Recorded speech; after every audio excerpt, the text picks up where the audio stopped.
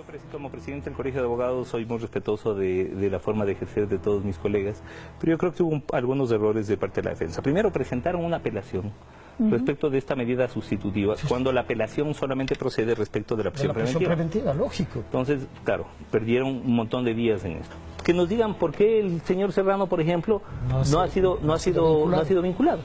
Esto no se entiende. Doctor García, ¿se ha manejado en forma adecuada este proceso, esta etapa proceso? Mira, yo en general diría que sí. Creo que la Fiscalía ha actuado con acuciosidad, creo que la Judicatura ha garantizado los derechos de los procesados. Hay un punto en que yo no estoy de acuerdo, en lo personal, que es en la prisión preventiva en contra del expresidente Correa. Creo que es desproporcional y no tiene razonabilidad. Partiendo de que la jueza dictó una medida sustitutiva que desde mi punto de vista tampoco es proporcional, tampoco tiene razonabilidad. Si usted vive en Quito y es procesada en Loja, o vive en Loja y es procesada en Quito, tiene todo el derecho de solicitar al juez que está tramitando la causa que se le permita presentarse en una unidad judicial de la porción geográfica donde usted reside. Ahora, pero el consulado de Bélgica tiene facultades jurisdiccionales. No, jurisdiccionales no, porque acaso ahí no va a una audiencia ni va a hacer ninguna decisión judicial. Lo único que tiene, por supuesto que tiene facultad para emitir una certificación de que tal persona a tal hora, tal día se presentó. Para eso tiene sobrada representación, no tiene ningún problema. Fácilmente se lo hubiera podido hacer llegar a la oficina consular del Ecuador en Bruselas, que se presente ahí como se presentó. Entonces yo creo que más allá que estemos de acuerdo o no estemos de acuerdo con que si esa presentación era suficiente o no, y yo creo que desde criterios de excepcionalidad no tenía mucho sentido la prisión preventiva, no tiene mucho sentido la prisión preventiva contra el expresidente Correa, más aún si esta prisión preventiva lo que nos va a garantizar es que el proceso no continúe. Si Rafael Correa, por más que se haya extralimitado, y tal vez sí, tiene usted razón al decir que se pudo haber dado la opción de que él se presentara en el consulado de Bruselas si la jueza así lo hubiera dispuesto. Pero luego de que la jueza ya dio una orden, esta debió ser acatada. El problema es que le entra en desacato y, como bien lo dice el doctor Cobo, esto es un delito.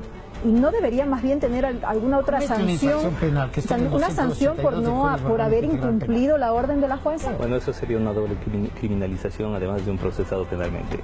A ver, primero que nada, las garantías de debido proceso funcionan igual independientemente de quién sea el procesado, de la identidad del procesado, punto uno. Punto dos, los criterios de legitimidad de una privación de libertad no se pueden circunscribir solamente a lo legal y a lo constitucional. Es necesario que no sean arbitrarias ni ilegítimas. 7.3 de la Convención Americana de Derechos Humanos. ¿Qué significa? Que adicionalmente a los criterios de legalidad y constitucionalidad, debe una privación de libertad ordenada por un juez cumplir con los estándares de la jurisprudencia interamericana de derechos humanos emitidas en ese sentido. Y la jurisprudencia interamericana ha sido totalmente clara, primero, en que la prisión preventiva es excepcional. Segundo, en que debe sujetarse a los principios de necesidad, razonabilidad, proporcionalidad y previsibilidad. ¿Y usted cree que no se está cumpliendo con esos requisitos? Evidentemente no. Es decir, está claro que Correa no cumplió tal cual la disposición de la jueza. La pregunta ¿es eso motivo suficiente para dictarle prisión preventiva? Legalmente sí. El Código Orgánico Integral Penal dice cuando no se hubiera cumplido una medida cautelar, una medida sustitutiva, se dictará la prisión preventiva. Convencionalmente, no.